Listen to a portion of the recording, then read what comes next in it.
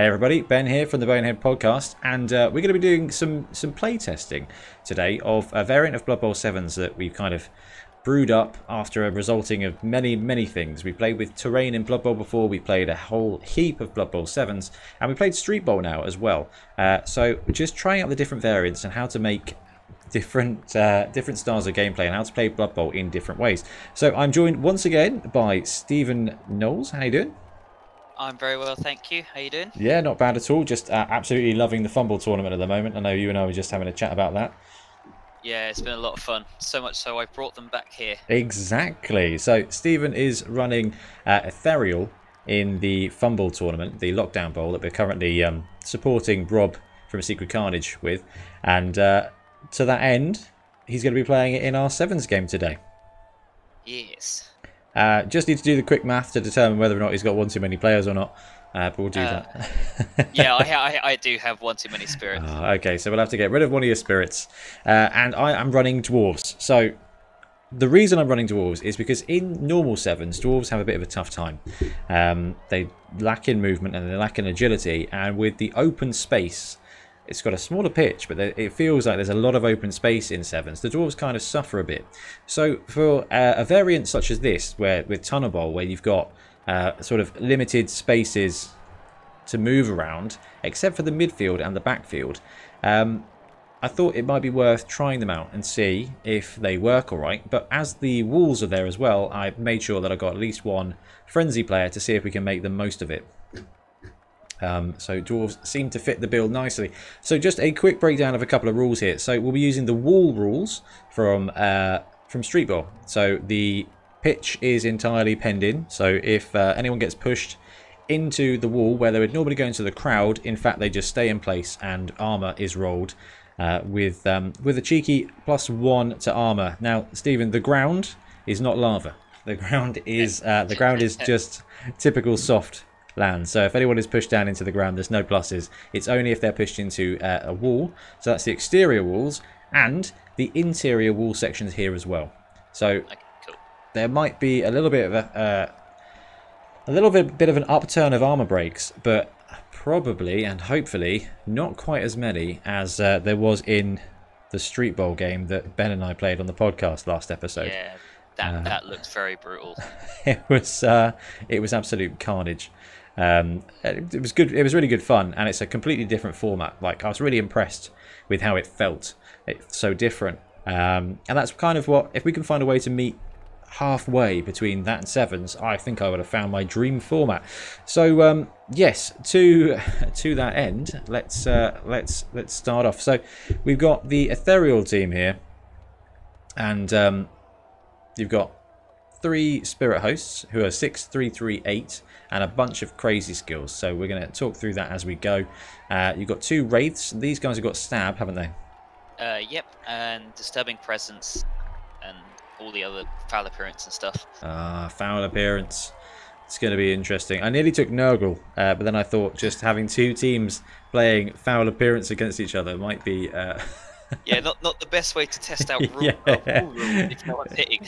Exactly. So the little guys, your spirit hosts are 6, 3, and 5 agility, foul appearance, no hands, regeneration, and titchy. Now, if you guys have seen any of the most recent series of Sevens Super Series, you'll know that the Ethereal team do both great and badly, depending on which players they've got on the pitch. And the spirit hosts are great for assisting and running interference, but they are not so great at moving the ball on account of being not allowed. Yeah. The wraiths, you've been having some fun with those this tournament, in the Fumble tournament, Stephen. Yeah, I've had so much fun. It was literally because I had a friendly against someone playing Dark Elves like the night before I started, and I just realised how good stab was because it's not a turnover if you fail it. It's basically risk-free. If you can keep them in base contact, it's risk-free. So the Wraiths are 6, 3, 3, 8, leap, disturbing presence, foul appearance, very long legs. So they're leaping about on a 3+, regeneration and stab. So I'm going to have to 2+ to block them, and they're going to get some free stabs. Grubnuts, ahoy, how you doing? Time for some crumping. Quite possibly. It'll be interesting to see how these two teams fare out in this weird environment. And lastly is the 2 Banshees. Movement 7, so fastest player on your team, but only strength 2. Yeah.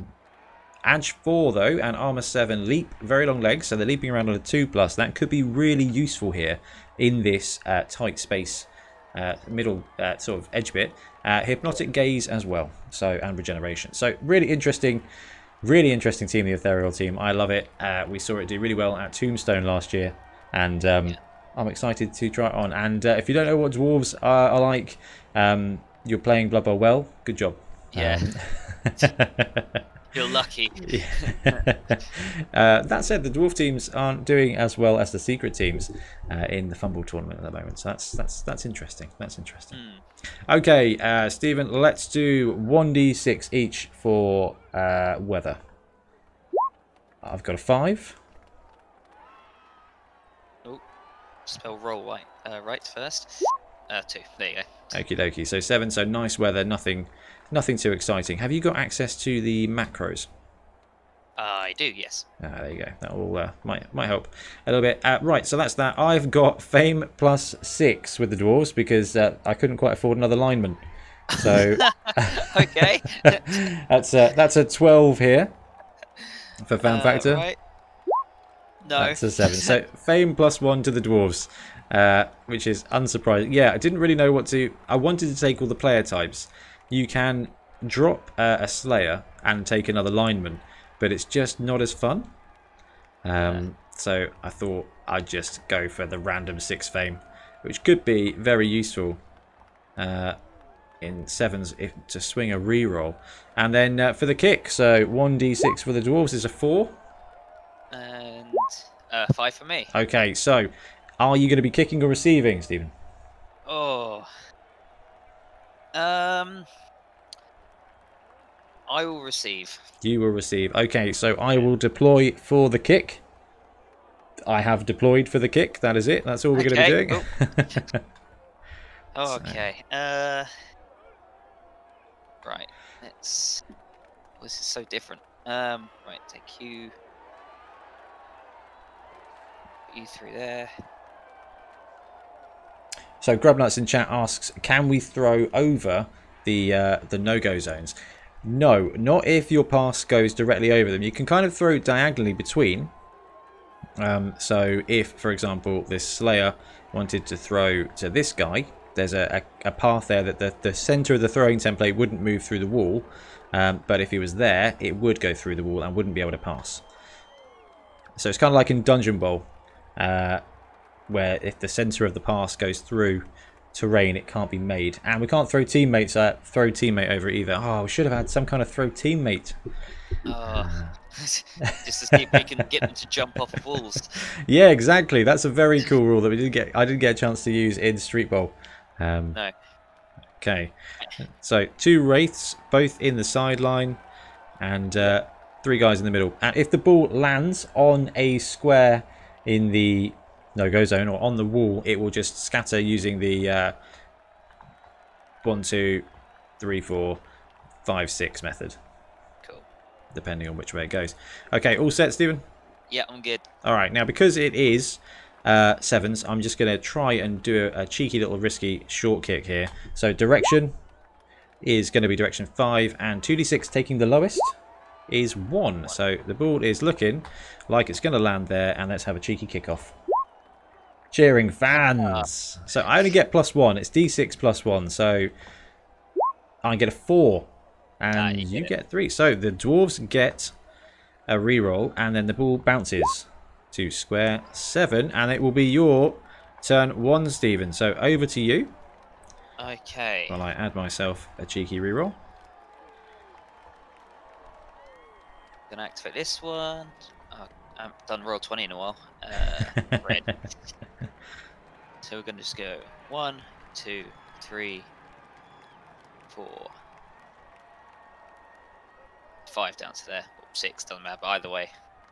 So Stephen, Grubnuts in chat. He's got all this is the great ideas here. He says, one would like to have a kind of spike pit where you can pass over it and you can be surfed into it. Bash teams would boss that though. Absolutely. When we tried, oh man, this must have been episode 2 or 3 of the podcast, Terrain Rules. I've got a Blood Bowl pitch where there are actually holes in the pitch. It's raised up, and we tried that. And the no-go zones, which are kind of laid out very similar to this, were in fact the crowd, and it was just there was just no Blood Bowl. It was just it was just pushing people down the edge. And I think last night on the chat or on the podcast we talked about. I think it was on this coming weekend's podcast. We talk about Robot Wars, and it was very much like that with Blood Bowl. It was great fun. Nice. Yeah, I've ever since your Street Bowl, I have kind of added the throw balls off of walls thing for the AAS Dungeon Bowl, because I wasn't sure how to do it and make it not basically. Why don't you just do it with a what's the word? Like just throw and hope they don't intercept. Yeah. The Street Bowl rules kind of helped me figure it out. Yeah, because you can throw it off a wall, and if you do, they can't intercept, but it's -1 to the throw. So it's yeah interesting. So we've got the 3 spirit hosts moving up, waving their stumpy arms around with no hands. Right, so I'm going to move this one. Go 1, 2, 3, 4. 1, 2. Just in range. Right, so yeah, so I'm going to move this back. Yeah, just in range there. 1, 2. Grubnut says he picked up a Street Bowl mat from Maelstrom after watching the game. It looks epic. It is really good fun. It is quicker, and it's really bloody. I think toning it down with the floor not being made of Mighty Blow might be worthwhile, but the second half is much quicker than the first. It's a good game. It's a good game. I enjoyed it. Gonna have to give a slight edge to 7s, but it is only a slight edge. Okay. What would your so yeah, moving this one. Yeah. What is your sort of perfect? You said if you could mix them, it'd be your perfect variant. What is that mix kind of looking like? So this is what we're doing here is kind of going towards it. 7s is brilliant. It's such a great format, but there's about 5 teams that are just left out in the cold. Khemri, Nurgle, Dwarf, and probably a couple of them I'm not thinking about.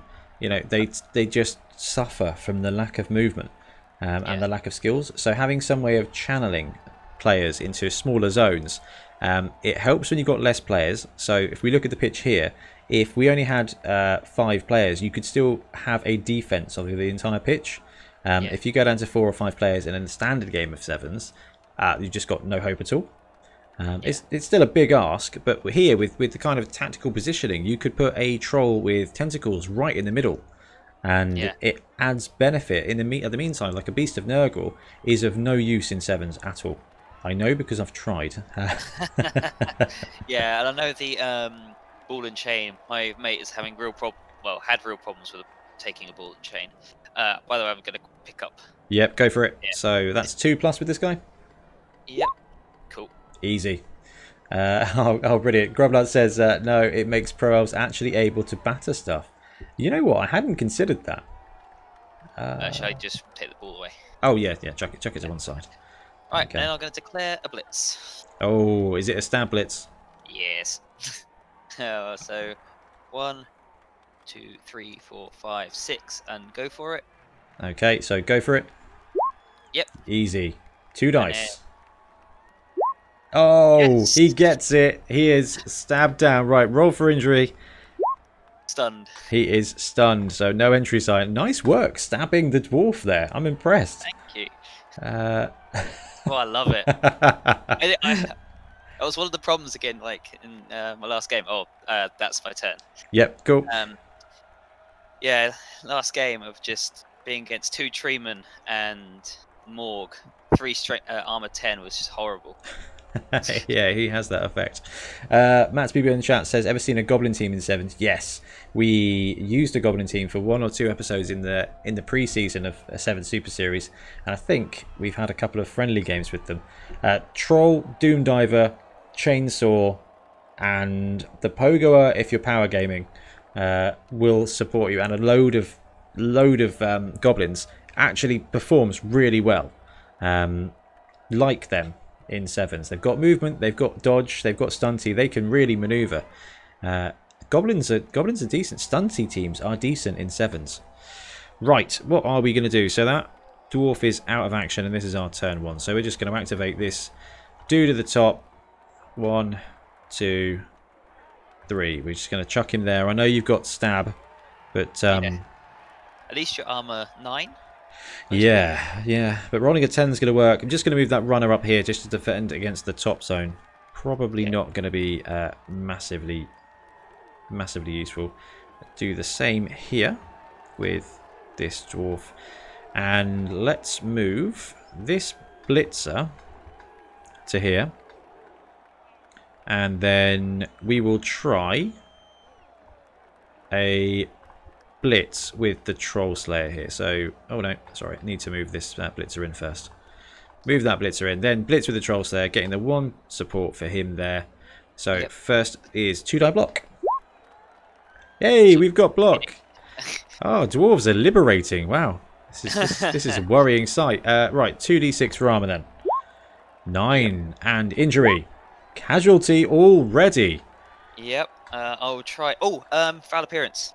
I have it on a post-it note right here.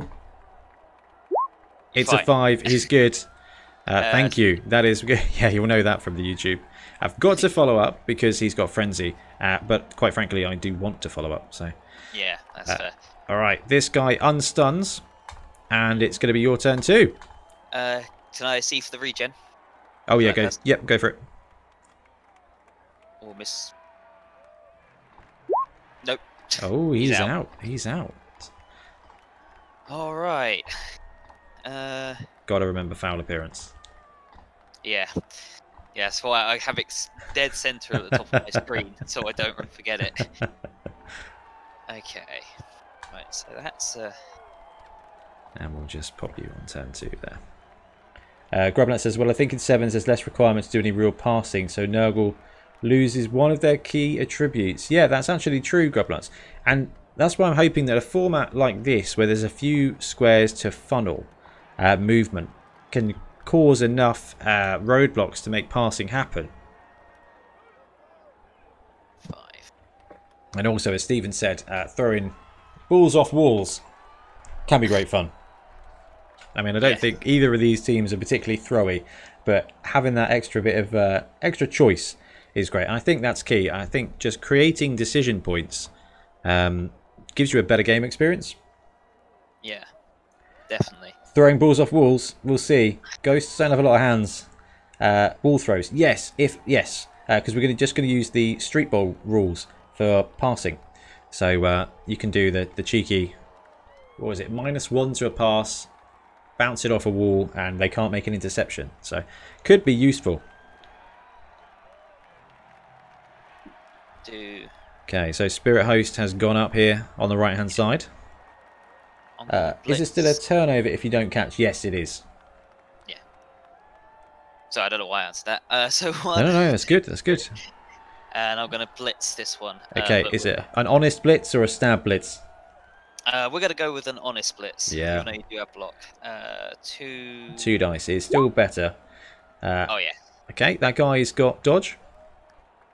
No, he doesn't. I'm joking. Is he a runner? Then no, runners don't even have it.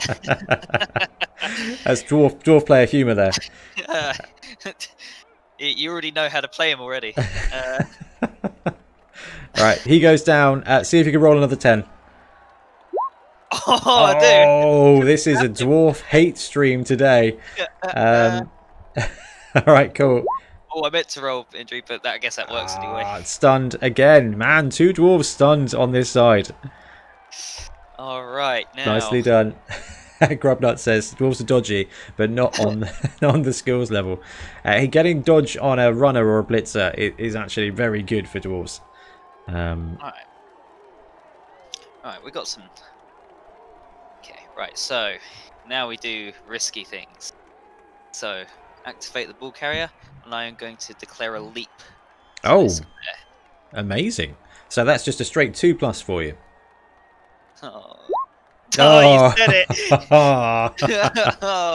This is okay. The good thing is we're proving with this rule set that it is just exactly as bad as Blood Bowl. Yep.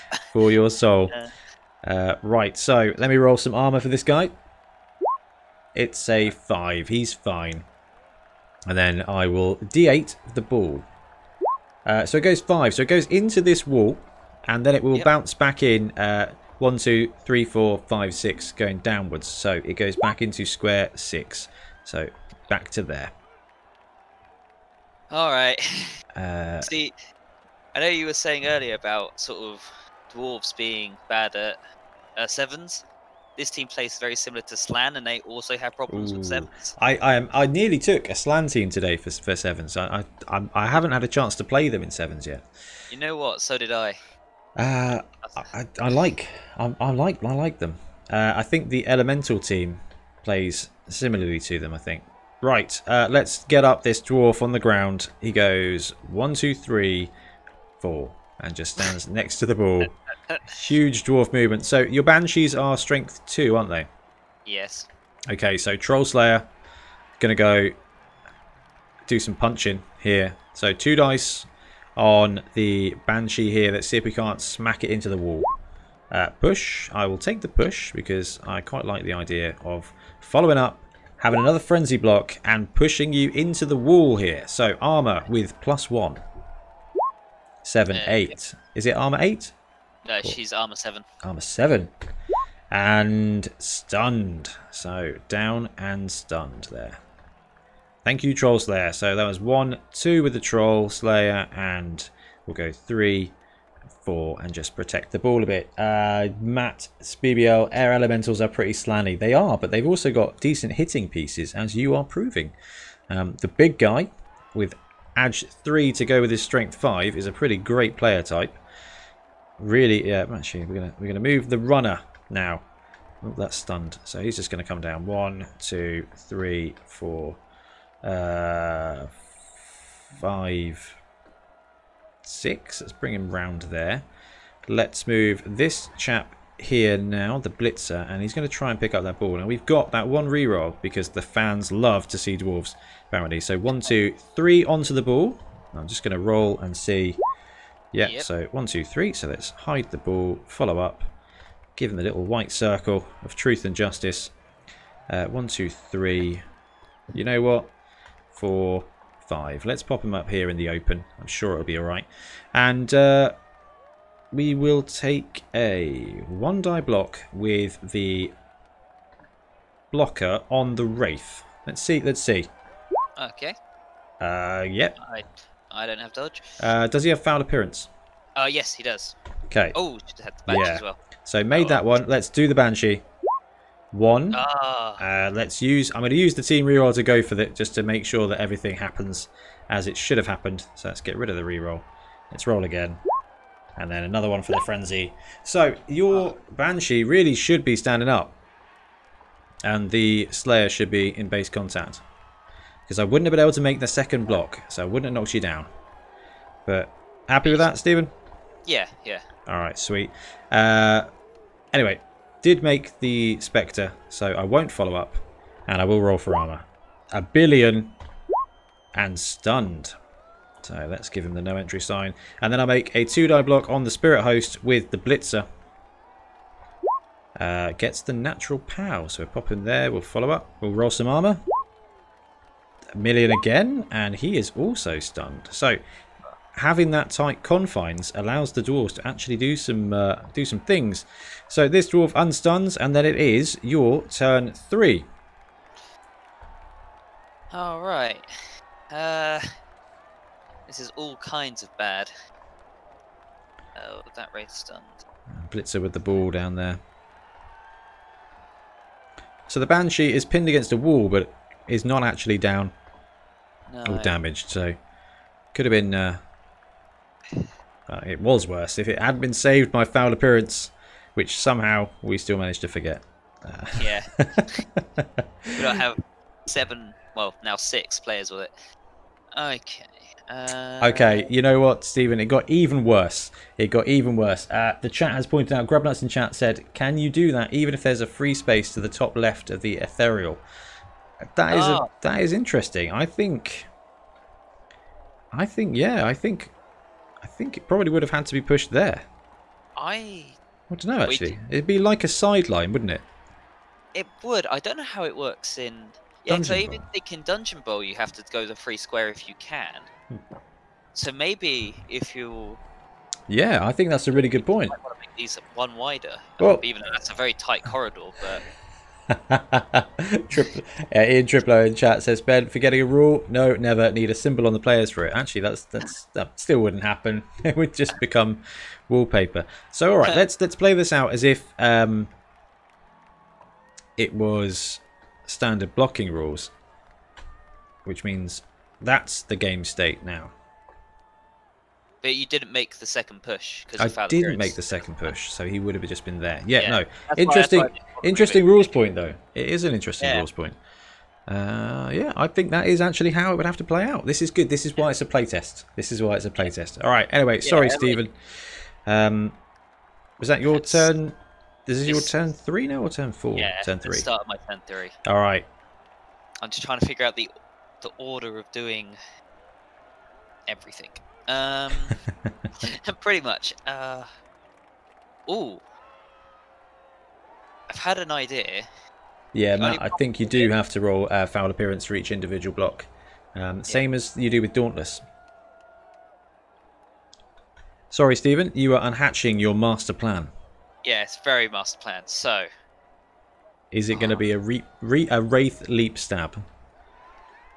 I mean, I kind of want to. Hang on. 1, 2, 3, 4. With a bad dodge and a go for it, it's almost certain. Yeah, no, I got a different plan. It also involves a dodge. Oh, actually, no, right. Let's do the non-risky. I'm going to stand her up, and I'm going to hypnotic gaze this dwarf here. Oh, okay. You love a bit of that, don't you? So that's 3 plus. Yeah. All right, gets it. I'm going to figure out a symbol while you carry on with your turn. Okay. Oh, got to be the eye symbol. There we go. Yeah. Right, so I can get him around now. So, I'm going to dodge with this. Oh no, I can't do that. That's a very bad idea. I could just leap, actually. I'll leap instead, because I can just leap. To here for now. So okay. 2 plus. Oh yeah, 2 plus. Yep. Gets it this time. Now I'm going to hypnotic gaze this Slayer. Oh, the Slayer. Yeah. Another 3 plus. Yes. Gets it. So Slayer gets to use the funky new symbol there. Yes. Right, and then it's 1, 2, 3, 4, 5. And I'm going to declare blitz with this spirit host. So I'm going to go 1, 2, 3, 4, 5, and then I get the assist from the Banshee for a 2 dice. Oh, you do, because his tackle zone is gone. Yeah, brilliant play. Really good. All right, hit it up. Push. Push. That's all right. Grubnuts in chat says the Ethereal team is super cool, though I don't think it holds up as well in 11s due to the ratio of positionals to players being worse. Hashtag ain't got no hands. See, yeah. I kind of feel the opposite. I feel like it does better in 11s because I can buy rerolls. You can buy rerolls, and you've got 6 players with hands. It's a tough team either way. It's kind of like, you know how when you play against a Lizardman team, if you take out the skinks, the team really struggles to do anything. It's like that, but even more extreme. So Grubnuts has a very good point there that, yeah, if you can take out the players that do things, really it's all about the Banshees. If you can take out the 2 Banshees, you're just faced with a team of 4 human linemen that stab things and a whole bunch of tackle zones. But they're titchy as well, aren't they? The spirit hosts. Yeah. So I wasn't too worried about making those dodges, but yeah, but that also means they don't apply tackle zone modifiers to people dodging through them. Yeah. Because they're ghosts, which makes sense. I'm gonna actually, you've only got like little movement. That's brilliant. 2. The ghosts of tackle zones past. That's exactly right. And I don't think there's anything else I can do because I'm stunned. I think that's everybody. Yep. Cool. Right, I will let you unread your guys while I read mine. So this dwarf is going to stand up 1, 2, 3, and 4 to there. I really think I want to go for it. So I'm going to go for it into contact here. 2 plus. Yeah, There you gets go. it. Right, that'll do it for him. Let's activate the runner and get him to do things 1, 2, 3, 4, 5, 6. Let's jump it down there and get on the Banshee. This Longbeard here will take a 2-die block on the Banshee. Yep. Didn't actually need the assist because the Banshee's are only strength 2, but now he's got the assist. Foul Foul appearance. Here we go. He fails the foul appearance. The block does not happen. Then we'll activate the Slayer over here, who will also roll for foul appearance before we do anything else. It's a 6. He's good to go. So that's 2 dice on the Banshee. Don't have to Pal dodge. star. So got to put it there and have to follow up due to Frenzy. So 2 dice for the armor. Just a 6. Only knocked down. So could have been better. But that almost frees up the Blitzer here to blitz. In fact, it does 100% free up the Blitzer to blitz. But for now, what we're going to do is we're going to move this Longbeard into the middle of these dice. And move this Blitzer 1, 2, 3, 4. Just probably best to... There's fine. We'll leave him there. And then the very last thing we'll do is go for a blitz with the Blitzer. Cool. Foul. Oh, no, he's on the ground, yeah. I didn't even need to... no, blitz this guy. Yeah. So blitz him. So foul appearance is a 2. He's good. And 2 dice. We'll take the push star, pop him there. Roll for armor. Not following up, sorry. Armor's fine. So he is just on the ground. And then the blitzer will go, that's 1 for the blitz. And then 2, 3, 4, 5. Absolutely hooning it down the pitch there at dwarf speed. And that's everybody for the dwarves, which takes us to your turn 4. So, in a similar vein to, excuse me, similar vein to throwing over walls. I'm assuming I can't leap over walls. You can leap diagonally through walls. Like from where my Banshee is to where your Slayer is, that kind of leap. Well, I suppose it's 2 squares, isn't it? Yeah. I don't really see a problem with that, I guess. I don't know, it's tricky. I suppose if the passing template was applied, it would be cutting the corner off. Yeah. That's fine. I'm not planning on doing it, but I just thought I'd ask. No, it's really good. That's I appreciate you running through these rules with you because we can actually get this. I sent a message to Jason York, the guy who runs River City Dungeon Bowl in America. So he does a lot of Dungeon Bowl 7 stuff. To ask him about ball and chain and walls and what happens there. So it'll be interesting to see because I might drop him a message and ask him about leap through walls as well. Yeah. Oh, how can I get this Blitzer?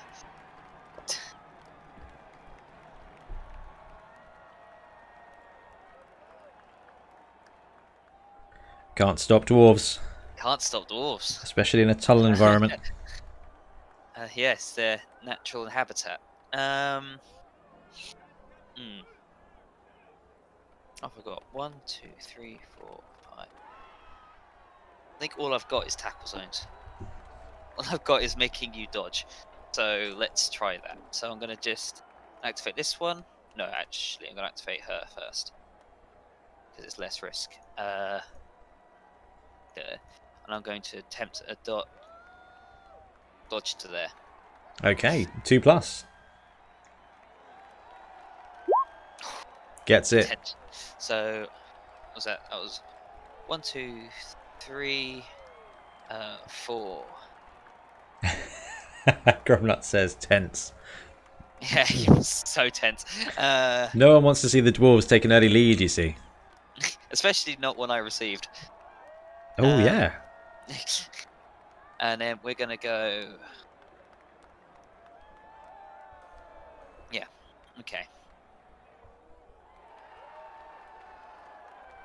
Matt's BBL says, where's the ball? We're using the little white circle here on the Dwarf Blitzer to show that, because otherwise you end up moving 2 tokens around and it can be a bit of a pain. And you can't see it anyway. So it's the Dwarf Blitzer down here is running off with the ball. He's got a Banshee in his tackle zone now. So 1, 2, 3, 4. Yes. Right, so I'm going to move this guy. So 1, 2, 3 to stand up. Yep. Dodge to there. on a Okay, 2+. 2+ because of all the skills and all the edge. Yeah. So 1, 2, 3, 4. 5, 6. That's another dodge. I've done it better. 1, 2, 3, 4. I think you're stuck with 2 dodges no matter what. That's fine. That's okay. Gets it. Gets it. Gets it. She's tying up things. He's tying up things. I have a plan. Does it involve stabbing? Yeah, it does. So I'm gonna declare blitz. Actually, can I do it with him? 1, 2, 1, 2, 3, 4, 5, 6. No, so I might as well just stab him. I'm just gonna stab the dwarf next to him. Which one? Oh, this one up here. Oh, of course, yeah. So that's a blitz stab 2d6 over a 10 or more. Oh, no, he's fine. You've had a lot of success so far rolling 10s, so yeah, it's about time. So, and then we're gonna go. Oh no, he's gonna stab. Yep. And he'll stab the one. Stab this one. Yep. Right there. So 2d6. Where's it gone? There it is. Oh, it's the exact same. He's all right as well. Okay, and then we're going to try and move this ghost away. Sorry, down to there. On a 2. Gets it as well. So 1, 2, 3, 4. 5, 6. Go for it the first. Gets it. And then go for it the second. Cool. I'm literally haunting you. I can't touch you, but I just haunt you. It's a tough one. It's a tough one. So that is everybody for you, Stephen. I haven't technically activated her, but I'm not even going to bother. Oh, okay. Actually, I am. I'm going to try and just get away. Yep. I'm going to go. I'm going to leap to there. Yeah, I saw that coming. Yes. So 1, 2, 3, 4, 5. Okay. There. And I'm in a tackle zone, but then you can't chain push me so easily. It's tricky. There's some things we can do here, but none of them are great. Okay, so dwarf turn 4. We can take some decent frenzy blocks here. All right, I've got a plan. I've got a plan. I've got a plan. Oh no, the camera is frozen again. Went through this yesterday. Very frustrating.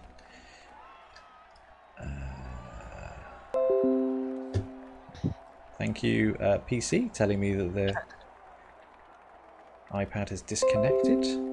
And iPad has now reconnected. So it should be back on. Thanks, Grubnuts. Should sort itself out in a second. Right, so the plan involves this dwarf here having a frenzy block. Just a block on the Banshee. So 2 dice. Oh, destroys the Banshee. Yep. Down to there. And actually kind of glad she went down so you can't chain push. Yeah, that's what I was hoping to get. I was hoping to push. I could get a chain push there to free the blitzer up. 2d6 for armor. 8. Did you do foul appearance? I did not do foul appearance. Here comes the 1d6 for foul appearance. It's cool. a 5. And then the injury roll. Stunned. Let's go. Properties. Here we go.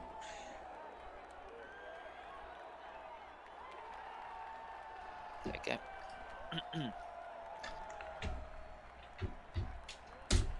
Let's try that up again. Right, so he's been around there, done a frenzy push here. So, who can I blitz with? I can blitz here with a dodge. That seems particularly reckless. I mean, 1, 2, 3, 4, this is edge 3. 5, 6. Blitzers are edge 3, but we can do a runner blitz, actually. So we're going to go for that. Okay. I'm going to go runner blitz, and he's going to go 1, 2, 3, 4, 5, 6 into there, and blitz this dude on a go for it. So go for it first. Cool. And then foul appearance. And then foul. Cool. Which he gets, and then we'll take the 2 dice on the Banshee, because you get the blitzer cancels out the assist. I go down. And okay, so but that will do a chain. Yep. Yeah, would it be a chain now, or would it be into the wall? I think you'd Go for the chain? get a choice. Well, maybe.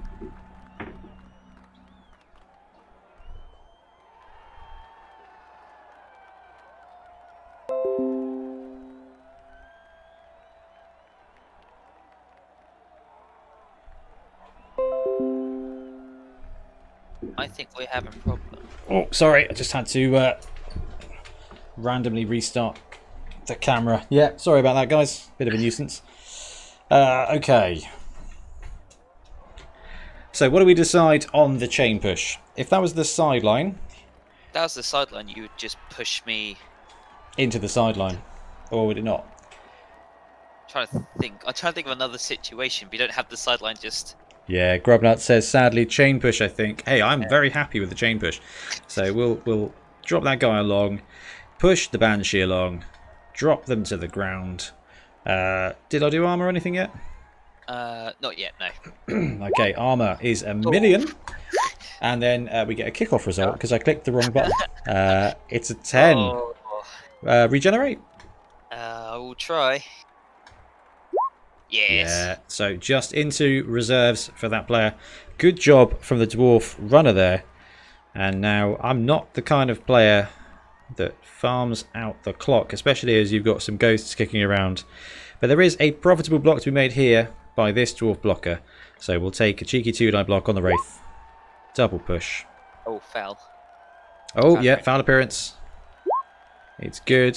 Follows up, and then Another one. we get this guy, foul appearance, push, block into the sideline. Push, gets a block into the sideline. That is a clear wall push there. That's a 9. And stunned. And then the runner will just run it in for the touchdown. Cool. So that was a turn 4 dwarf touchdown, making the most of being able to move around. Or at least forcing you to not be able to move around. I think maybe that's the differential. Right. So I'm going to be kicking again. So I'll deploy my guys straight into kick formation. Get rid of that ball marker for now. You're going to have it back for 2 turns. So definitely enough time to score. Yes. And that is what I want to see. I want to see if we can get a good dwarf defense here. And make the most of. Let's go there with him. Oh, there's the Slayer. There he is. We'll drop him back there into defense. So he can counter-strike. Grubnut says it was interesting as most of the play was focused down in the bottom channel. I wonder if the game would continue to follow a similar suite. I'm interested to see if that's the case. It might just be because it's dwarves. But having 3 different channels is kind of like one of those tower defense games. So it kind of it could be interesting to see. It's kind of a lazy way to play Dungeon Bowl, this. Right. Are you set, Stephen? Yeah, that was totally not what I was trying to do with AES Bowl. Yeah, well, I like the idea of that. So, kick, do direction first. It's a 5, and it's 2d6. Take the lowest. It's 3 this time. 1, 2, 3. So we'll roll for kick, and then it's probably going to be a touchback. Get the ref. We get re-rolls. We get bribes, and then 5. It is in fact a touchback for you. So we'll get rid of the ball. Grumnut says like a 2x20 pitch. Yeah, it's like street bowl but more extreme. Matt's people are going to head out on a walk into the wasteland. Good luck. Enjoy your supply run. Okay. Giving it to the Wraith up top. Wraith up top, and your turn 5 now, Stephen. Yes. So I have to do much. My post-it notes come off. That's good. No foul appearance for the rest of the game now. Nope.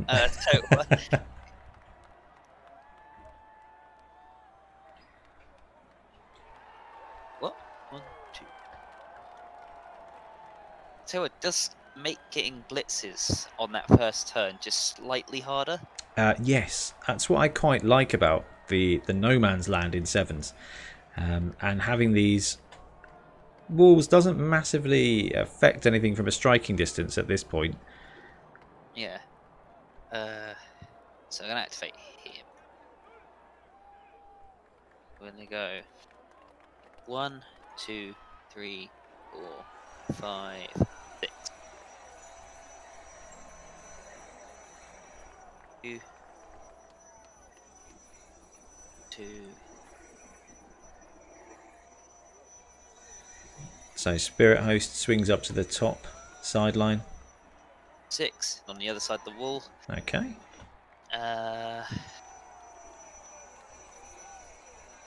Banshee.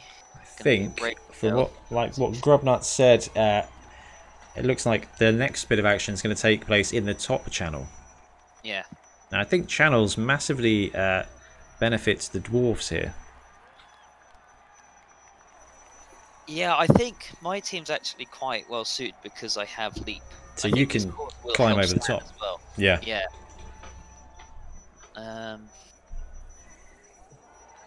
And of course, war dancers.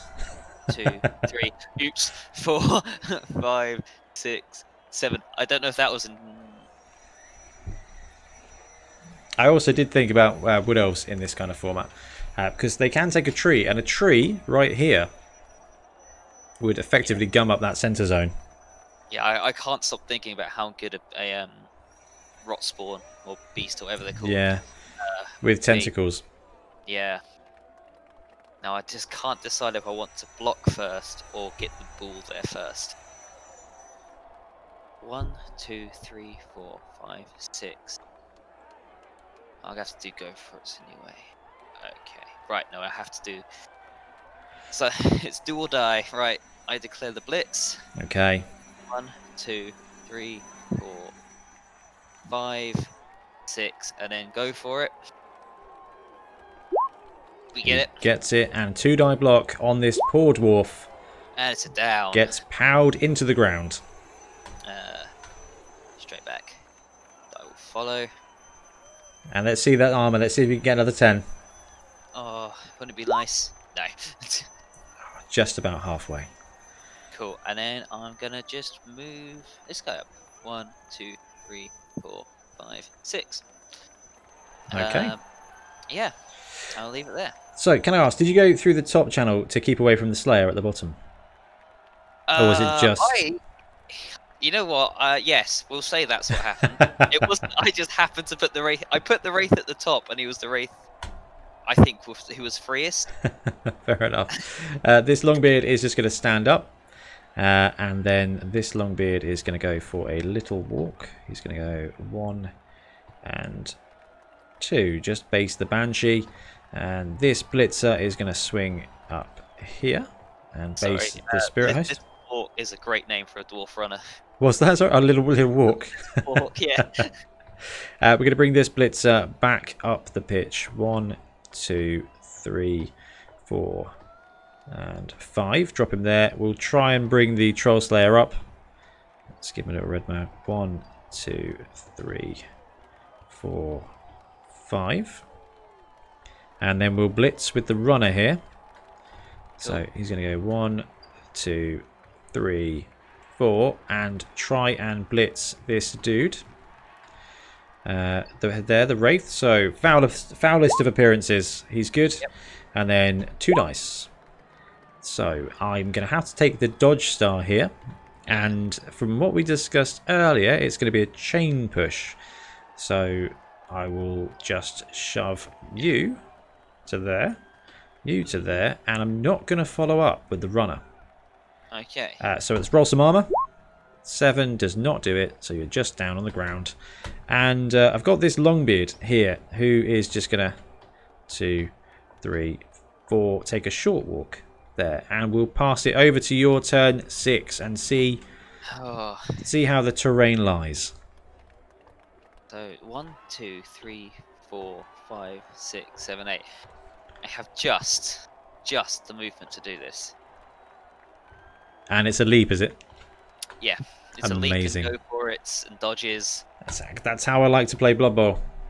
That's why my Snotling team is solidly at the bottom of the league in Fumble. Oh, actually, hang on. Oh. No. I go 1. There.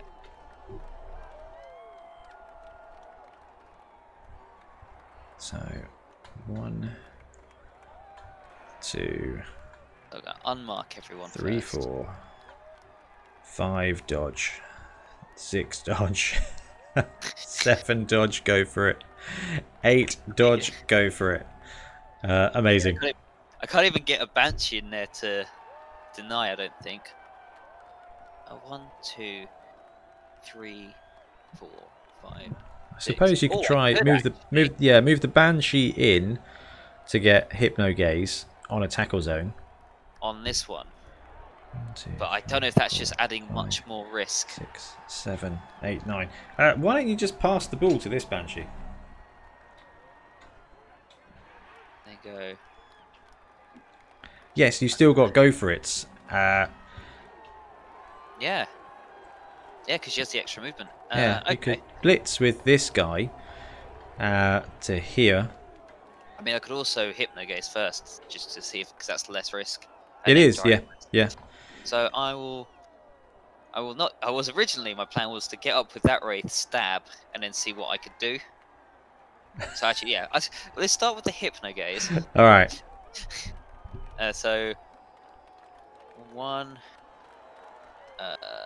yeah, 2. Hypnogaze this guy. So that one. Yep. Do 3 plus. Oh. So Hypno fails. Hypno fails. Okay. This happens. 1, 2, 3, 4, 5, 6. Now with it's going to be. So I don't know if it's worth blocking. Are you thinking a leap dodge instead? But he's got the tackle zone on, which will affect your catch roll. I've got a great shout here by Grubnuts in chat. Here's another idea: Batter Bowl. The walls have spikes on them. You can voluntarily push into walls and they get a +1 armor roll. Yeah, I think voluntarily pushing into walls might be beneficial here. Also, any ball that hits the wall gets stuck to it. I like that. Yeah. So actually, in my lessons of lessening my risk, I'm still going to declare a blitz with this Wraith. Okay, yeah. Go 1, 2, 3, 4, 5 for the blitz. Cool. So you get +1. So 2 dice. Oh, push and push star. Does not have dodge, as we established earlier. So he's down on the ground. I will follow up, just in case the ball. Actually, no, it won't. It's much better if I don't. And then armor. Yeah, let's see another 10. 8 is fine. Nope. So I will mark him as prone. All right. So 1, 2, 3, 4, 5. Oh, I don't even have to throw. So I'm going to declare a handoff. So just a cheeky handoff. 1, 2, 3, 4, 5. You have not gone.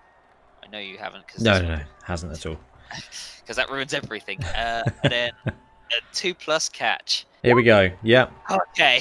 So 1, 2, 3, 4, 5, 6, 7 to there, and then 2 go for it. Cool. So 1, 2, 3, 4, 5, 6, 7. So go for it the first. Gets it, and then a 2+ touchdown to equalise. Yes. There we go. So instead of taking the tough route through the channel, you still have the movement to manoeuvre around. Yeah, I mean, I think that is quite balanced. It's interesting. Right, I think we're going to need our runner here. So it's going to be my turn 6. When it comes back, I'm just going to quickly pop into the other room for a sec. I'll be right back.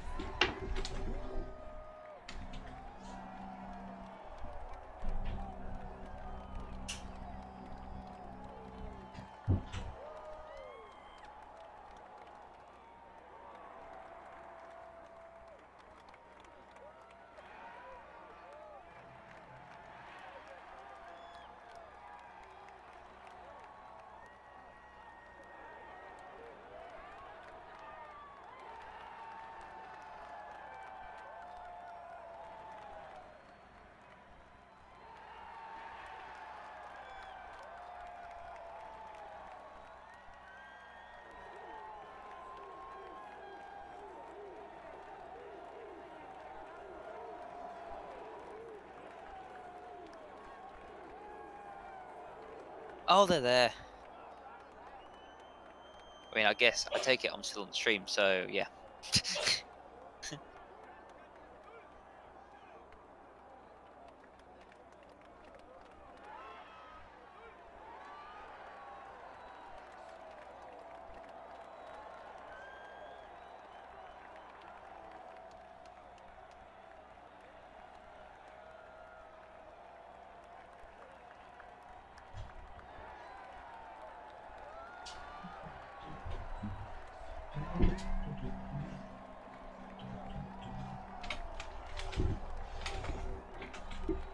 There we go. Sorry, guys. I just had to pop away for a split second. Okay. So you're going to be kicking to me for a turn, Stephen? Yes. Sorry, I've linked your stream to one of my mates, and he's like, "What is this?" And he looks very interested. I think we now have to get some fumble of the guy. Grubnuts in chat said Ben's rage quit from the 1-1 draw. It's okay. We've still got a possibility of a turn 6 dwarf 2-1 at the half and then receiving. We could be on a 3-1 win here with dwarfs. It's a possibility. Is Matt's BBL still around? He's gone out for a walk in the apocalypse. Shame, because he knows how I like to do 1-1 draws. Oh well, yeah. Okay. Right. So my oh god, why are we putting Banshees on the line? Because I don't have a choice. 1, 2, 3, 4, 6. Alrighty then. Yep. I don't like it, but I'd rather have the centre have the weak player than the mid. That is actually pretty sensible. Yeah. Ben, does foul appearance work on a blitz? Yeah, basically, whenever you go to roll block dice, you have to make that foul appearance roll. So it also works with ball and chain players as well. Ian Triplo says 1-all 7s is the way to go. Turn 16 score is best. Turn 16 score in 7s would require quite a lot of riots. Alright, so you're popping the ball on the wall. No, I'm going to pop it on your Slayer. On the Slayer. It'll be easier just to... Yeah, that makes a lot of sense. Right, let's have direction first. So, D8, 4. 4, which is that away. And then 2d6, we're taking the lowest. 2, thank God. Okay, so it goes to there. Sorry. That's all right. And then a kickoff roll. We're looking for a... Oh, no. Well, I've got the slight advantage, so it's d6 each. So after you, Stephen. Oh dear. Okay, and we get a 3. So one of your players, and you got 1, 2, 3, 4, 5, 6. So we'll do 1 as this player, 2 as this player, and then counting down. Cool. So this guy's number 2. So 1d6. 1, 2, 3. So this spirit host gets hit, and it's just straight injury with throw a rock, isn't it? I think. Yeah. So. It's pitch invasion. That you roll for everybody. Yeah, pitch evasion's auto stuns, isn't it? Yeah. Yeah, okay. To stop your entire team from being wiped out. Okay, and then we need a bounce for the ball. Okie dokie. D8. 3. Alright, right. Next door to the blitz. Now, we've only got 1 turn, so I'm not really envisioning much here, except a couple of go for it's and a blitz. So we'll start with this guy. 1, 2, 3, 4, 5. Go for it to there. Yep. And then the Slayer's going to 1, 2, 3, 4, 5. He's on a blitz. Go for it to there.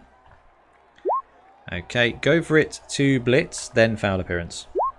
And then foul appearance. Gets it. And it's a cheeky 2-die block on the witchy thing. It's just a double push. And then we'll go to the half. Frenzy? Run out of go for it. Oh, you ran out of go for it. Yeah. Oh. Okay, I mean, I'm playing a lot of corn at the moment, and that's good to know. Corn, yes, no, it's actually a really valid tactic. Is if you don't want to end up in with a really like horrific block opportunity afterwards, just go and pay an extra movement square to get to the blitz or get to the block. To get to the blitz, because then if you've used your go for it, you can't make that second roll. So this now goes to turn. Well, it goes to the second half, and you'll be kicking to me again. Yeah, I think I'll pretty much keep the same setup, but I'm gonna kick 1, 2, 3, 5, 6. I'm gonna kick to the line dwarf behind the Slayer instead. This bad boy here. Yeah. Okay, let's see it again then. D8 for direction. 8. Okay, that's good. That's exciting. We could see. No, we can't. All right, never mind. 2d6 and range. Depends on the roll. Oh no, yeah. 3. So 1, 2, 3. 3 to there. Yep, and then oh, kick off. Cheering fans. fans. So after you, 1d6. Ooh. Oh. Oh yeah, you get the reroll. Perfect. Let me Needed it. chuck a little dude on the reroll marker for you. There we go. And then scatter that ball, Stephen. I'm looking for a 1, 2, 3. I'm happy to oblige. Ah, 1. There we go. Okay, so dwarfs turn 1 here. What are we going to do? I think we just move up this Longbeard to there. Do the same here. Move up this guy to there. And I think we just immediately go 1, 2, 3, 4. So I'm not going to blitz. I'm just going to move all of these dwarves forward to here. He's going to go to there. This line dwarf's going to go to there. And then the runner is going to go 1 and then 2 onto the ball. And can we sure hands fail? Hey. So 1, 2 onto the ball. 3 to there. 4, 5, 6 for all the supports. And that will do it for my turn 1. Okay.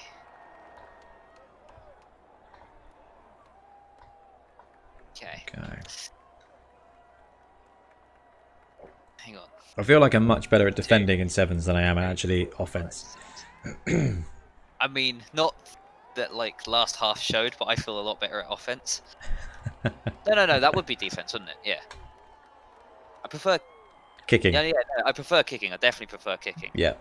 I tend to be able to force a defensive touchdown in a lot of 7s games, but then I've run out of steam. I think that's the Skaven player in me. Go all out for the defense, for the defensive turnover, and then just lose anyway. Now your runner is armor 8, isn't he? He is armor 8. Are you thinking you're planning a leap stab here? I don't know if you even need to leap. Just dodge in through the side. Or a hypno gaze, so I can just walk in through the side. Oh, interesting. Yeah. So we're gonna start with that first. So activate the Banshee, then go 1, 2. 0. Ian Triplo in chat says, indeed, when defending in 7s, anything other than conceding a touchdown is a win, whether it's a draw or a touchdown. Offense, the pressure is on. Actually, Ian, that's a really valid point. It feels way easier to score in 11s than it does in 7s. Yeah. I think that might be the key to why I like 7 so much.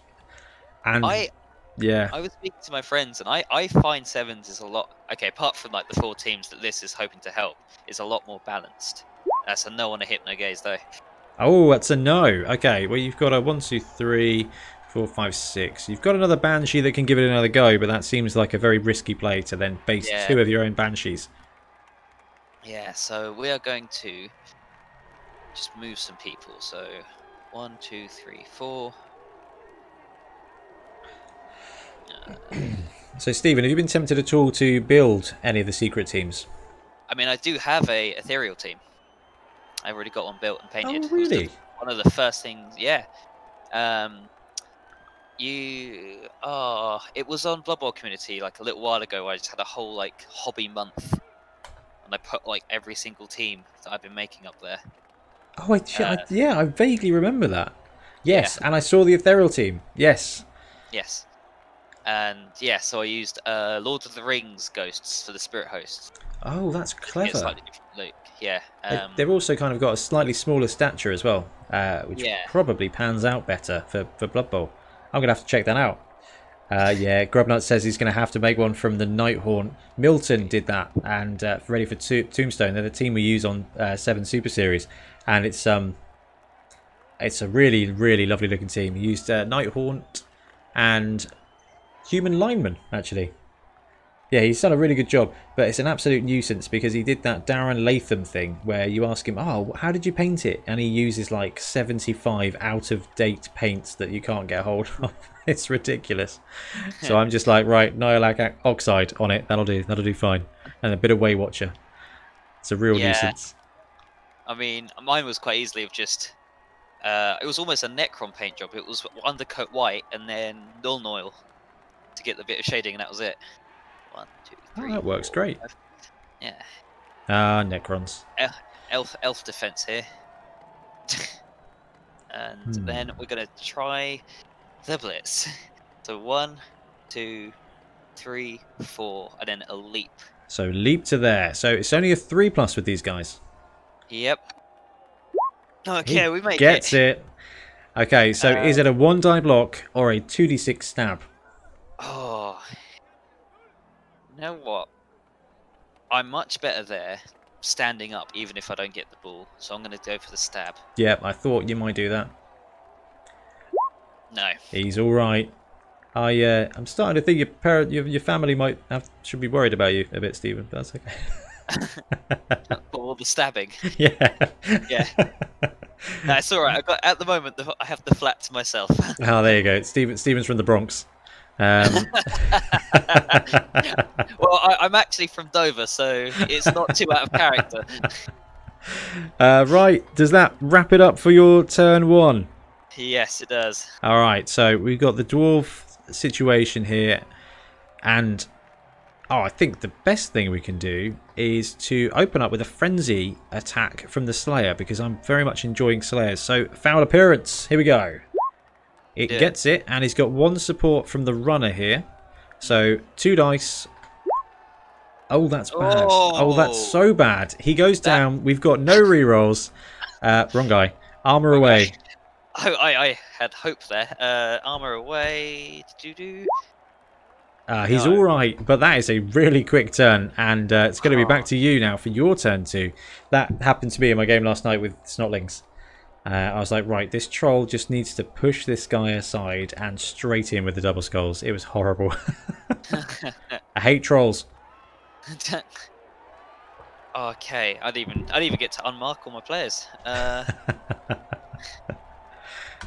my giddy aunt, what do I do?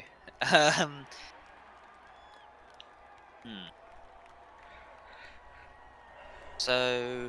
Well, you've got a free stab before you do anything else. Yeah, I think I do.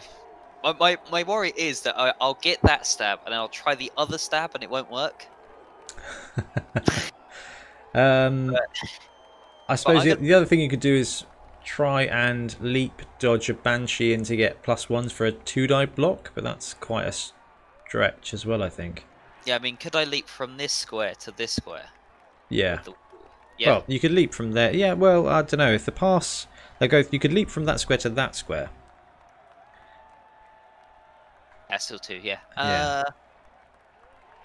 Okay. Alright, we will do the free stab. Just because we have it. Yep, see? There, he gets the armor. The guy goes down. He is only stunned. Not too bad.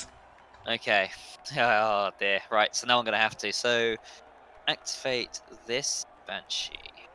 So this Banshee hasn't done anything yet, has she? So I'm just going to take a little notification off. Oh, actually, I might activate that Banshee first. So I need to go 1, 2. I don't have any room. Actually, no. Yes, we're going to start with the other Banshee, and we're going to try that Hypno Gaze again. Oh, okay. That's actually not a bad idea at all, is it? Yep. There you go. Gets it. Okay, so the Blitzer's lost his tackle zones. It's a really underrated skill. I think it's because it's on vampires. Yeah, and is it Eldril Sidewinder as well? Yeah, that's the only time you get a chance to see it in action. 3. Now I'm going to leap to the 4. To the 4 square. Cool. All right, 2+, easy leap. Use a reroll. Oh! 2 very quick turns there. Armor holds.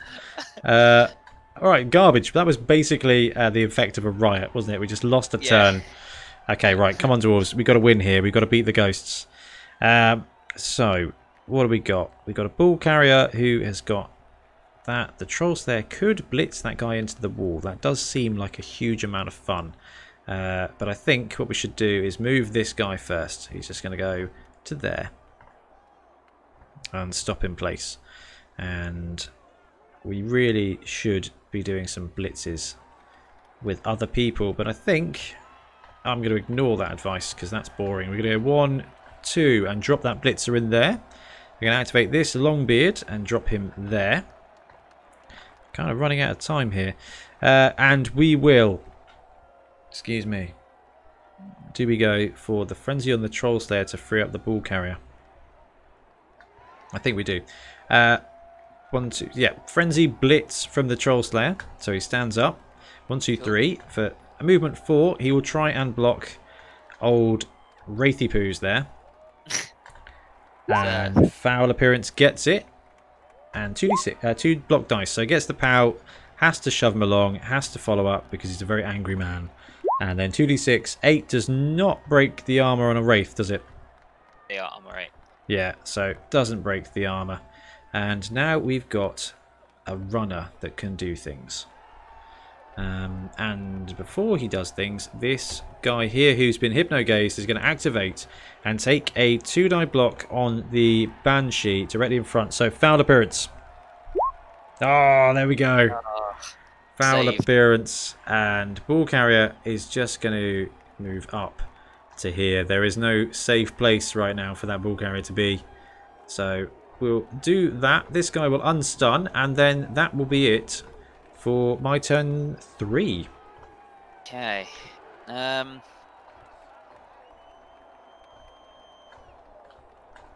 I stood these up too fast. Sorry. That's all right. That's all good. So... No harm, no foul. Not yet. Although we do have bribes, so fouls are fine. So the reason I messaged Jason York from River City Dungeon Bowl is because I was really tempted to take the Snotlings in this. But it was all depending on how it worked in with the ball and chain. Because if it just limited you to the squares that were available to move, it would have been amazing to just run a pump wagon down this channel and just absolutely deck its way through. But if it's going to take bounces off the walls and damage itself, I mean, it was still really tempting. I just didn't want to throw too many variables. And I thought Frenzy was a better option. And just to see if we could get the Dwarves to have a solid game where they could participate. And they have. Yeah, they've done very well. Right. Safe things. I'm going to stand up this Banshee and hypnogaze the Slayer. Okay, Banshee stands and hypno. No. Ah. Ooh, no, it's not. Yeah. No, don't get +1 for trying with hypnogaze. No. Okay. So, probably better. So I'm just add 3. So 3. Oh. 4, 1. Grublat says, that's what you want, Ben, a participation medal. Not particularly, but if you look at the mechanics for Blood Bowl, it gives +1 for trying almost all of the time. You're an ogre, it's fine. Do it on a 4+. We'll just call it an even 4+. Right. Can't. No. Sure Hands is the participation medal of the Blood Bowl universe. Okay. We are going to... I'm going to stand him up. Grubnuts, I don't hate the skill hates me. Alright, sorry Stephen, what was that? I've just stood up the Wraith and I'm still trying to figure out if there's anything I want to do with the Spirit Hosts. Apart from probably dodge away. But I've seen how many ones I've rolled and I don't want to do it. But no, it's the smart thing. Do your tackle zones go... the Banshee's dead. So I'm going to go... Yeah, I'm going to dodge this one. to there on a 2-up. Okay, yeah. Yep. Going to dodge. Gets it for 1. Ooh. Come here. I'm going to dodge this one to there. Okay, doing a stall defense here. Yeah, pretty much. Yep. Yep. Gets the dodge.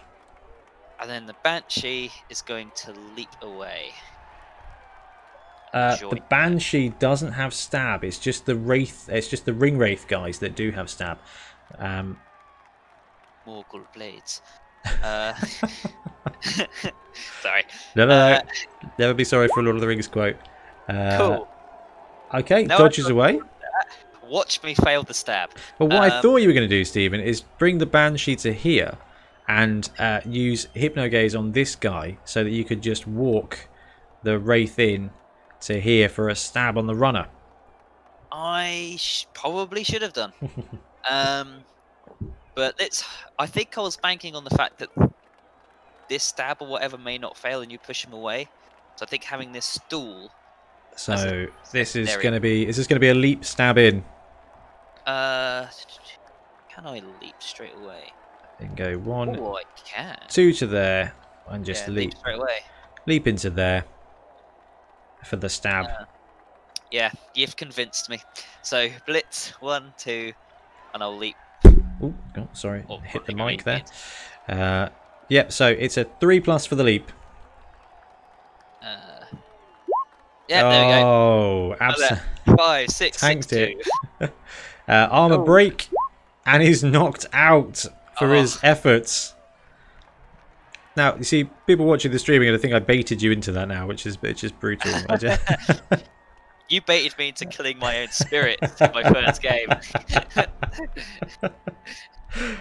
Oh gosh, yeah, in your actual fumble game as well. I was like, come on, that's a.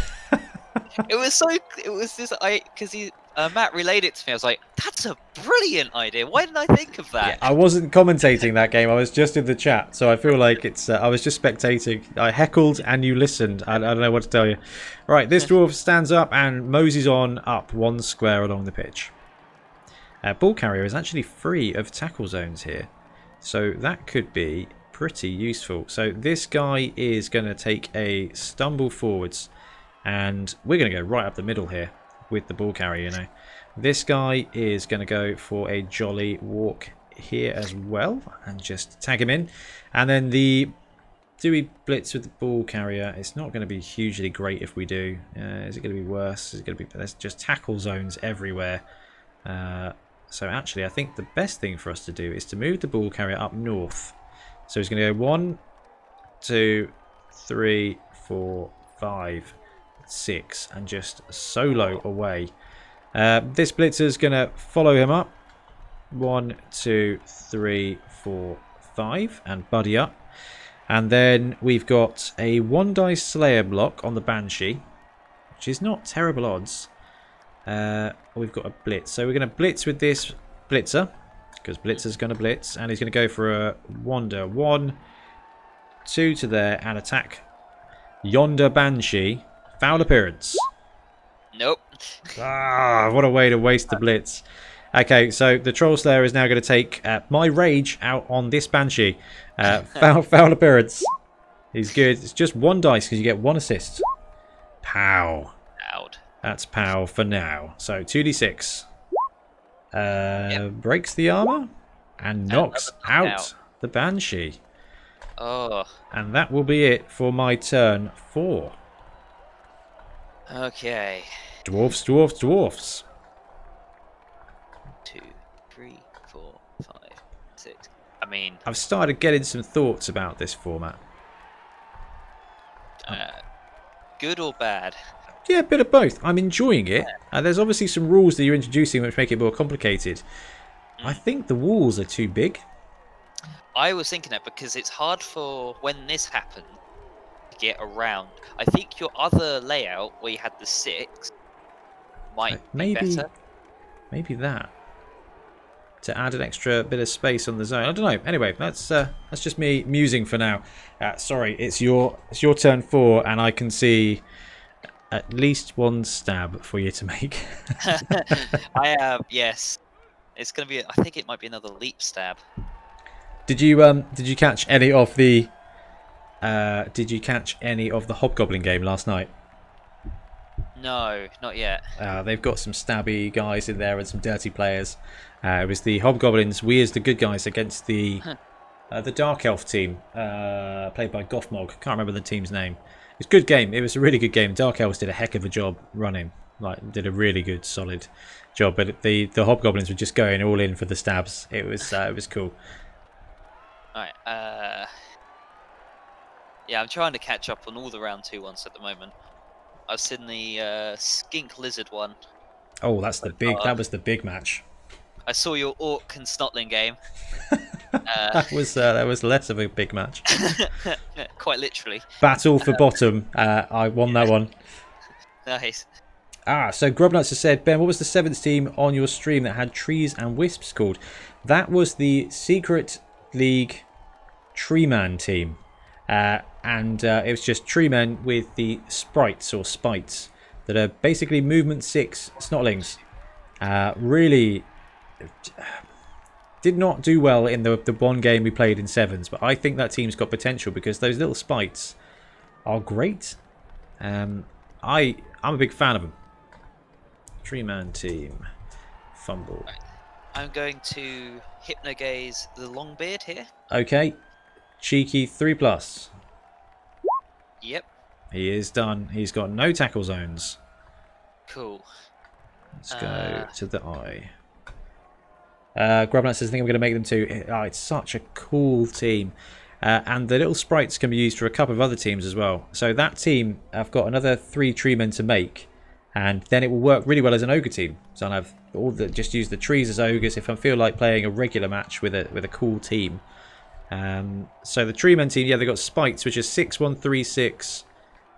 Dodge, stunty, titchy, right stuff, sidestep. So they are just strictly better snotlings. 1 extra armor, 1 extra movement. I think that team's going to be pretty solid. But it doesn't have pump wagons, so what can I tell you? Yeah, that was good. Grubnuts, what model is he going to use? I'm going to move my spirit northwards. So 1, 2, 3, 4.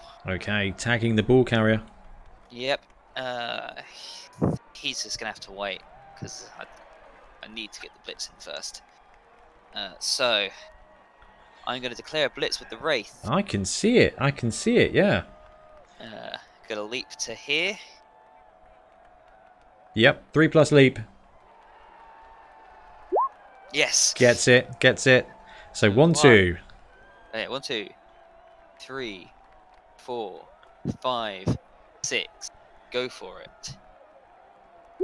Yes. Gets it. 2d6. I'm only armor 8 with this guy. Slice and dice. Gets him down. Alright, roll for injury. Let's see how bad it is. Stunned. Stunned. So he is stunned. And the ball, would you roll a d8 for me, sir? And so 2. So that would go off the pitch above the guy. So do a do d6, 1, 2 on the left, working its way across. Yep. 1. So it goes into the square there. Not bad. Good ball sack. Thank you very much. And then let's use some titchy. So I'm going to go... Phrasing. Oh, yeah, Grubnuts realised what I said as well.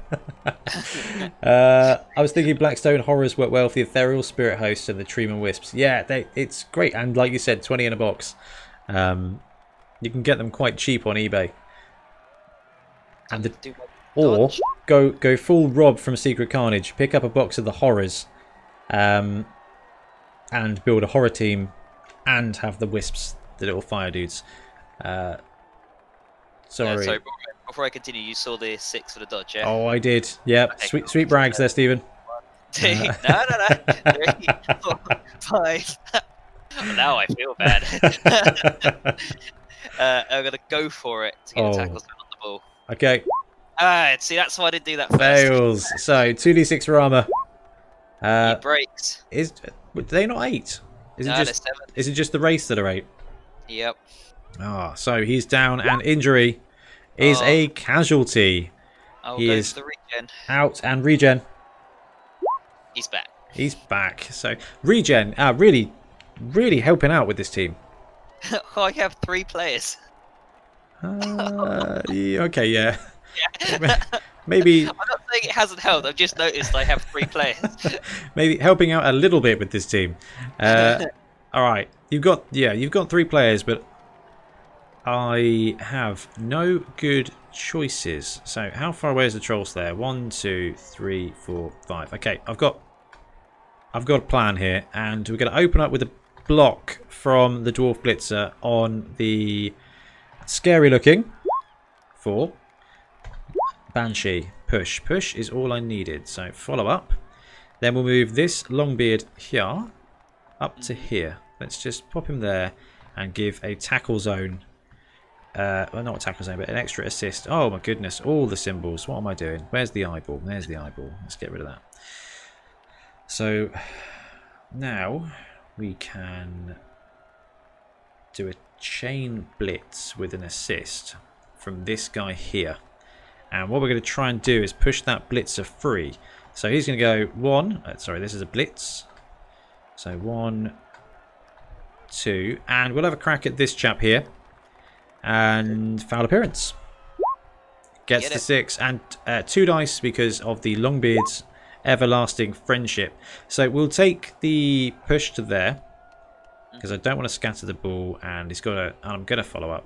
And roll for armor. 8. He's fine. Wraiths are tough. There we go. So he's down. So it frees up the ball carrier. Not the ball. It frees up the blitzer to do things.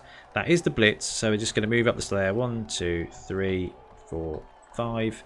We'll move up this longbeard to there as well. And then all the action happens here. So this guy's going to activate and jump onto the ball for 1 square, picking it up on a 3+. Or not picking it up on a 3+. So he is. Oh, that's exciting. That's, he's just having none of it. So he's there. For being not prone. That might not be a terrible idea. It might be quicker. D8. So it would go off on the edge here, and then we'll scatter in to 5. So it scatters back onto the blitzer, who fails to catch it. I did click D8, so we'll just wait a second and goes to there. All right, okay. Not horrible. That was my turn 5. Over to you. So close. And that guy unstuns. And that's... Okay, so it's my turn 5. Yeah, you're 5.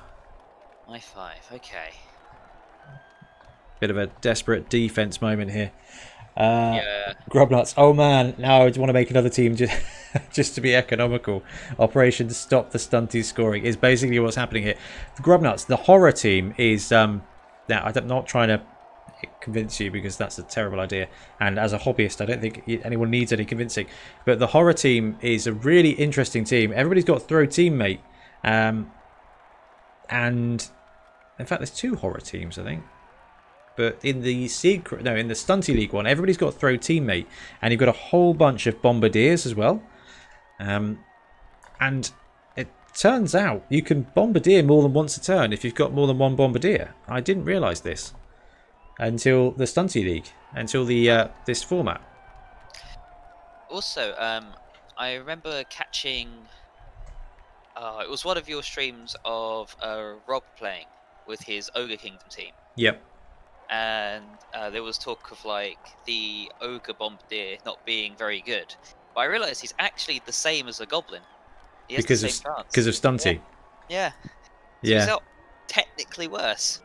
Not technically good. He's got boneheads. But I guess it just stops him from blowing himself up. Yeah, you're right. Actually, I hadn't considered that. It's just a, what was it, 5+ to bomb everywhere, basically. Yeah. Right. So I could go for the safe, try and stop you score, or I could go for the risky, try and score myself play. I think yes, because I have at least 14 movement. You do have an absolute ton of movement. Grubnuts, I really fancied making a Squig Herder team. The Squig team is just ridiculous. Literally, flip a coin at the beginning of the game. On a heads, you're going to dominate. on a Tails, you're just going to slowly remove your own players. It's so good. It's so much fun. I don't know if you caught the episode where Ian uses them against the Chaos Halflings. But there's 2 games. One of them is pretty good performance. The other one is just Ian rolling wands and removing players. It's just like the worst vampire team imaginable. It's so good. Right. Sorry, Stephen. That's all right. I'm going to leap to behind your Slayer. Okay. So 2 up.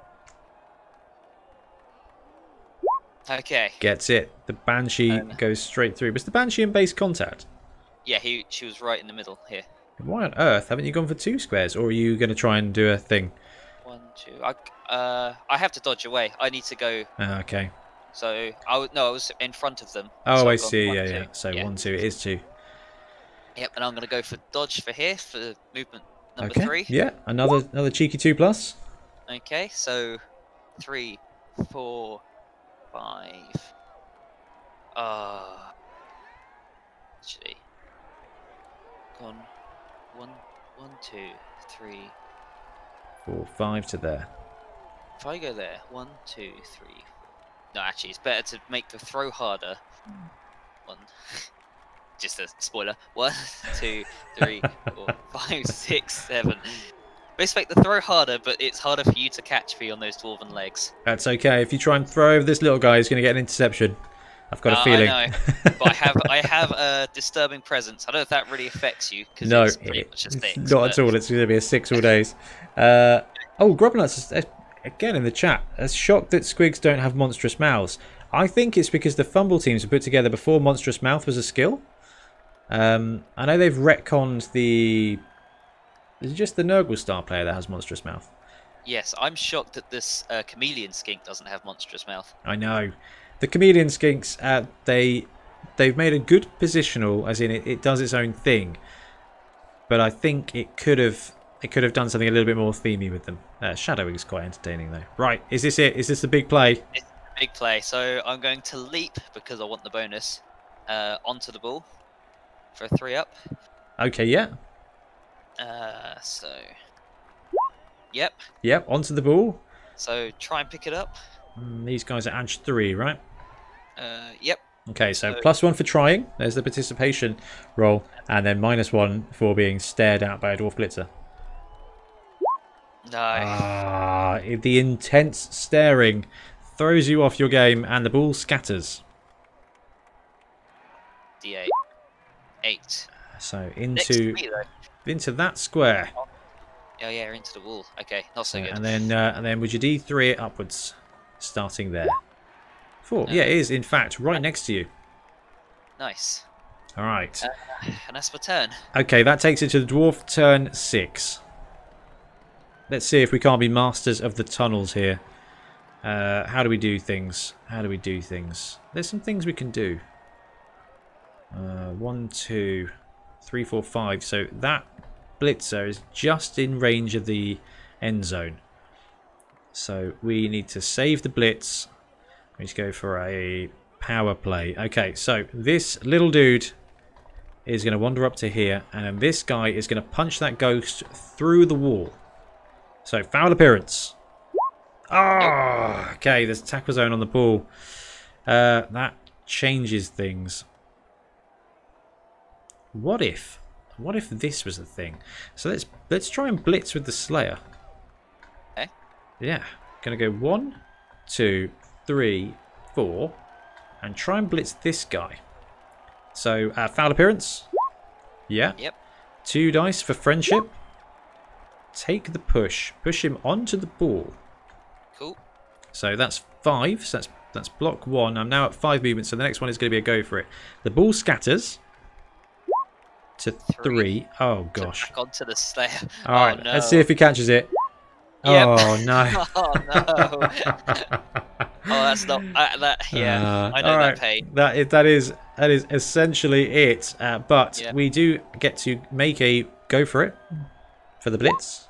Yep, and a foul appearance, and then another 2-die block. Push in that guy there. Oh no, we can't do that. Hey, push the Diagonally. Wraith. Have to be pushing the Wraith. knocking that guy down, following up. We've got the ball. This is going to be interesting. Armor. Breaks the armor on the ghost. And knockout. Knocks out. So that guy's now got the ball. No way to get the ball to anybody else. No. But all I can do is just try and defend here. I mean... So that guy's knocked out. Runner's going to get up, stand there. And then this blitzer's just going to punch the stabby dude on a 2+. Yep. And the 2 die block. Takes him down, pops him there. Stays in place, rolls the armor. Gets the 10, gets the casualty. Doesn't regen. No, he's out. Grubnut couldn't do the handoff because the Troll Slayer was going on a rage-induced blitz. So he was just blitzing through and accidentally picked the ball up in his beard. Completely wrecking the design of the play. And then this blitzer is going to 1, 2, 3, 4, 5 there to keep you in place. That'll be it for my turn 6. I mean, I don't think I'll even take a turn 6. Call it there then, Stephen. Yeah, I don't think a strength 2 is going to do much. It's a long way to blitz, right? Yeah. So let's talk. What did you think? What did you think? Just overall opinion. What did you think? First impression. I'm assuming of Tunnel Bowl, not of. Yeah. Of Tunnel Bowl, I liked it. I really do. I haven't played a lot of dwarves, Khemri, Nurgle, in 7s. I played like maybe a game of each. Yeah. Just because I like trying stuff out. And they are definitely slow. I think this helps. I think maybe these wall designs. Too big. Yeah, I think it's too big. Or I don't think it's too big. I like area coverage. I think is fine. But I wonder if maybe having them 1 square wide and maybe having double the amount. So sort of, I can't change it. But sort of if these were 1 square wide and maybe have them where the sort of scatter bit is. Closer like that. Yeah, or even have 2. So have them on either side of where the wall is now. But that might be a bit much. Or I think honestly your 6 square layout, your 6 wall layout might just be better because it doesn't really matter if you're cutting off bits of the end zone. So the 6 square was this, wasn't it? I think so. Yeah. Yeah, I think they were 4 long. So is that there? And they had the middle zone covered up as well, like this. Yeah. So maybe do it like this, but instead have the have them only 3 squares long. Oh, I see. Yeah. So just kind of... Maybe keep the middle ones as 4, so it's equidistant. Yeah. But the ones in each other's halves are only 3 wide. And that way you still have lanes. They kind of... Yeah, I think having the lanes on the line of scrimmage definitely... Well, it restricts your setup, for one. Which is less fun. Didn't like that quite so much. Yeah, I didn't have a choice, because especially as you have to have 3. If you changed it, because I know there was a Fumble 7s league that only had 2 on the line of scrimmage. I know they can only use the normal pitch. I think if you did that with cutting up the line of scrimmage, that might work, so you still have choice. So Grumnuts said remove the 2 middle squares and have it open. Then, yeah, I don't know, there's a lot of different layouts to play with.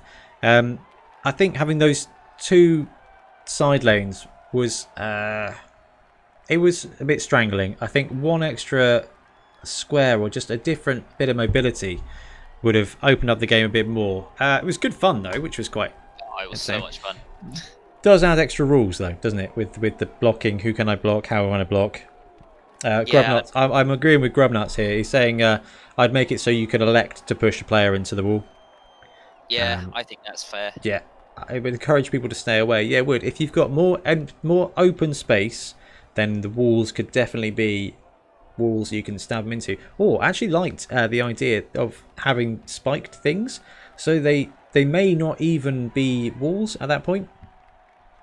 You could just say that they're areas that are blocked off with, I don't know, spike I like the spike pits idea, but maybe just kind of like barricades or something that are spiked, so you can still throw over them, you can still throw players, you can still leap over them, which might take a bit of complexity away, but also then it creates like a bit of a horrible death pitch to play in, which could be really entertaining.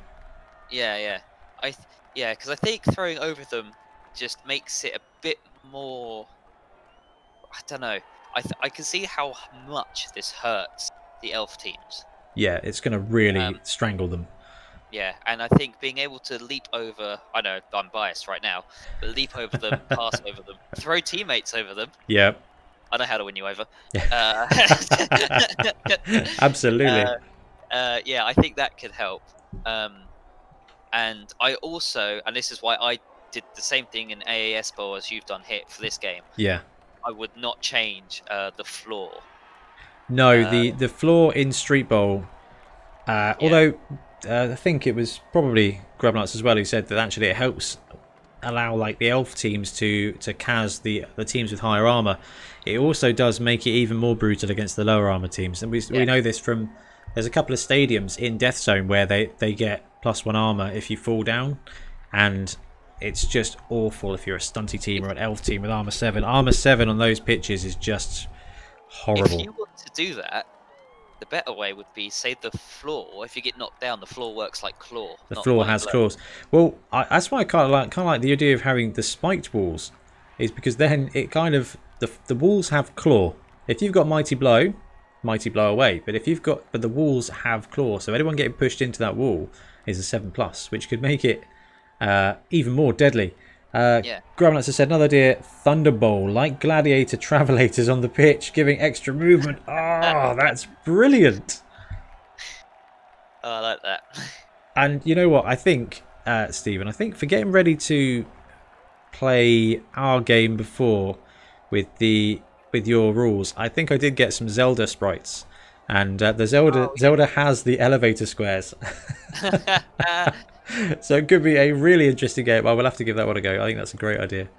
No, cool. I like it. There's still some work to do, but it's never a bad excuse to get a fun game in. So, Stephen, thank you very much for playing that and getting some playtesting. Yes. If depending on how this lockdown goes, we might get another one in before the end. I would not be surprised if we did. Right, I'm going to wrap it up there, and I will catch you guys later. Stephen, thank you ever so much for joining me, Grubnuts, and guys in chat, thanks very much for hanging out, and I'll catch you all again soon.